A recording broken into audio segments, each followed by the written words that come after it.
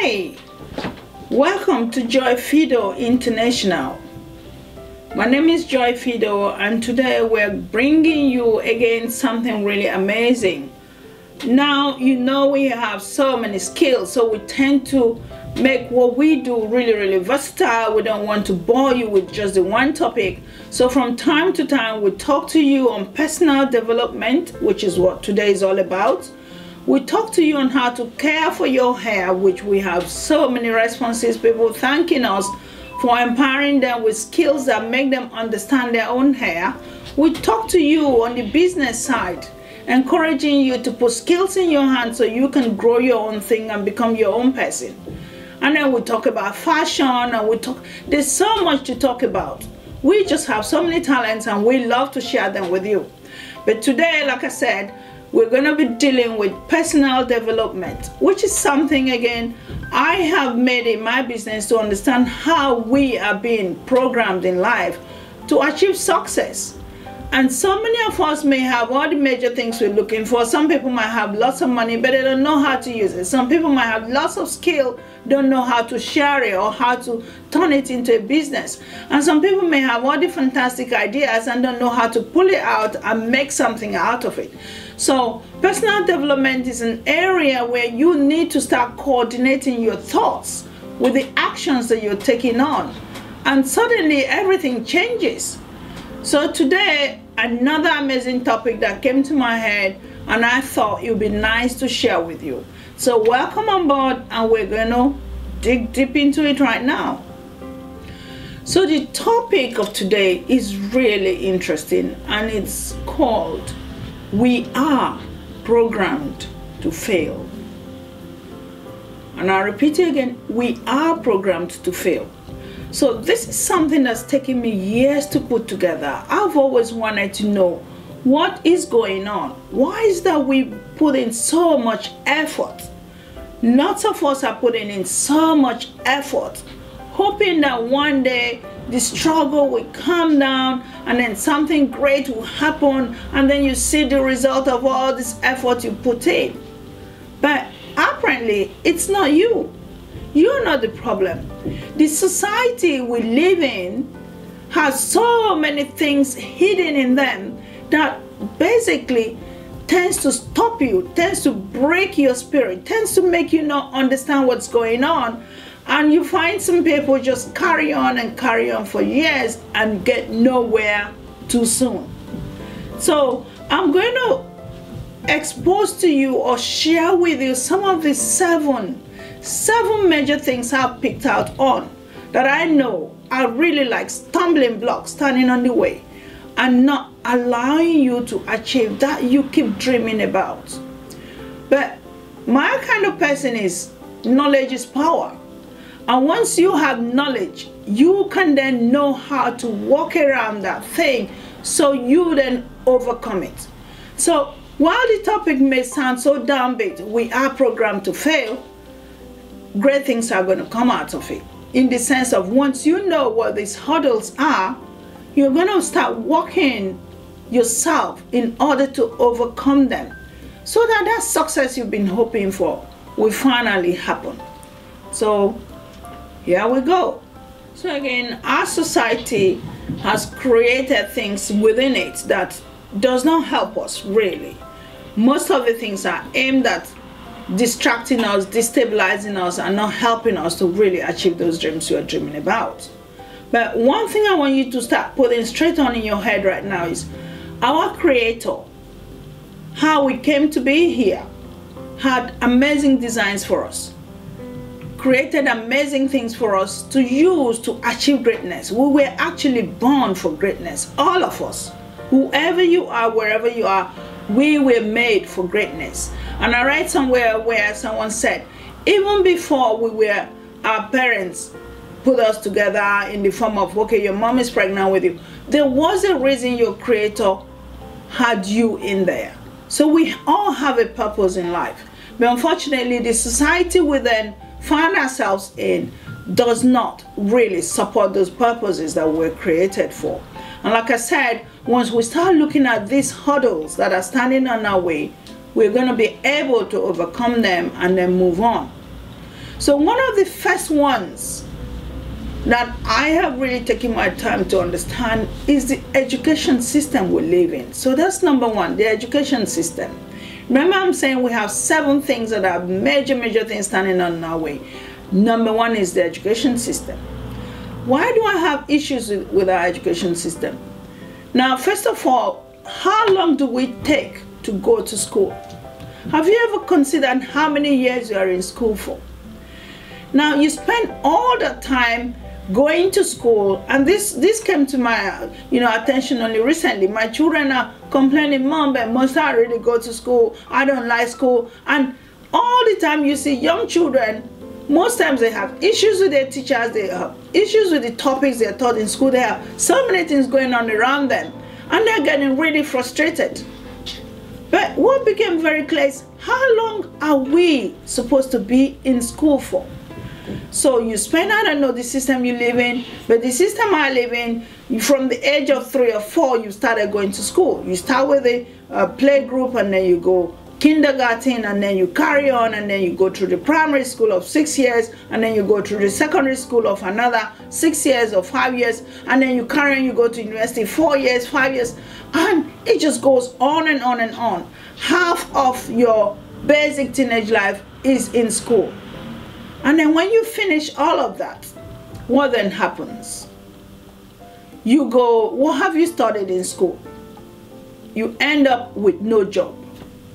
And that's what society is giving us right now. There are no jobs waiting for you after all these years in school. And you would have automatically thought, okay, I've been to school, so I've gone to learn something. So by now, school, you got all this academic education for all these years. Most times it's focused on English and maths. And I'm excluding maybe the Chinese people, maybe people from other countries where English is not really their main topic. But then they have their languages which they also have to learn. So we're going to school to learn how to speak English. Or we're going to school to learn how to art. And most times I say to people, especially the people I get to work with the practical things I do, I don't need to communicate in English with you. There's so many ways I can communicate with you. And if I have to learn how to add 2 + 2, 4 + 4, there's something they call a calculator. Why do I have to spend all these years going to school just to learn English and maths and how to speak it in the right format? And I get people watching me on YouTube and they say to me, oh, you have an accent. What does my accent got to do with the message I'm trying to communicate with you? So these are the issues that is disturbing our society. So now we're being made to be dependent on people because we finish on our education and then we have to look for a job. Why can we not create our own job? Why is it that the system we have been put through has not equipped us enough such that we finish the school and we set up our own businesses? So you find things like anything to do with trade. They call those menial jobs. My daughter, who's, according to the system, quite intelligent because she can read and write and she can add things up in seconds, I said to her, could you add hairdressing to your course in school? And her teacher said to her, no, you're too intelligent for hairdressing. Something that's going to empower her with a skill in her hands. She's told she's too intelligent. And suddenly the society we live in makes us think that because we can add and we can read and we're so quick to make decisions in those areas, we're too intelligent to do jobs that can equip our hands with skills such that by the time we come out of school, we are going to be able to create a business for ourselves. No, they don't see something that gives you the ability to stand on your own as good enough. They tell you to do things that will make you completely dependent on them. Because when you become this lawyer or you become this, I don't know what else, political scientist, economics, you name, the abstract sciences or whatever they call them, you're going to be depending on someone to give you a job. But if you were to do something that's physical, that becomes you, that allows you to think, that makes you have an idea of what you're thinking of doing, you will be independent and you will be able to stand on your own. So that's the society we live in, completely dependent. So while we're still talking about dependence, something interesting I read the other day, you keep hearing me referring to things I read, and someone said we live up to the age of 25. This is just generally on all of us, and I can relate to that. We live up to the age of 25, and then we die and get buried at 65. This is just, you know, basic numbers. So what I can relate to that is, you're excited as a teenager, you're going to all this school, you've been promised things in your head. When I finish, I'm going to be this and I'm going to be that. You're dreaming things. I'll get a fantastic job in the city, working for this great company, and then they will make me maybe the financial controller or the business partner, whatever it is that you're dreaming of. And so you have these great ideas in your head, and then when you finish, you then start looking for work. You're still carrying on, you're still young, and you start looking for work. You start writing the CVs, you start sending applications, you start getting replies, and then they start telling you things like your CV is not good enough, or someone else who was in a better position got the job, or the brother of the owner of the company, or the sister, or the daughter, the great-granddaughter, and suddenly all your little exciting dreams are beginning to disappear. Suddenly you're beginning to get frustrated. And I know of one of my friends whose son went to study something really academic in university and spent all that years, and when he came back and there were no jobs, he sat with his mom and he was like, "Mom, why did you not tell me what I was going to see at the end of all of this struggling?" And so this is what happens at that stage. What happens? You're mentally dead. Your spirit starts to break. And that's what it is. They start breaking you in pieces, because suddenly all those amazing, exciting dreams you had as a child is beginning to disappear. You don't trust anyone anymore. And that's when you now die. You die because your soul has suddenly given up. Your spirit has disappeared. And then lots of us then just walk through the surface of the earth, and you just carry on for the rest of your life, depending on how many years there are that you think you may live for, or you may find that you're just carrying on up to the age of 80, sometimes up to the age of 70. But what's actually happened is that time you were so excited about things has disappeared. Age of 25, you've lost it all. And so that's the kind of society we live in. Why have we been put in that position where we cannot be excited all the way through?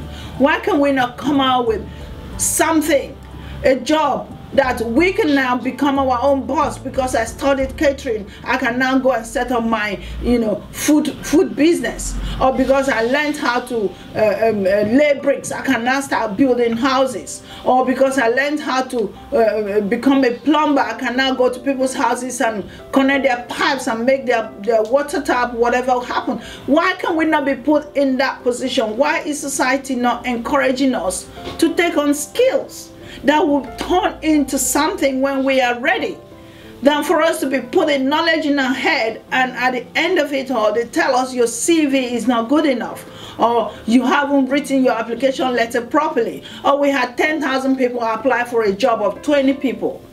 This is where the problem is.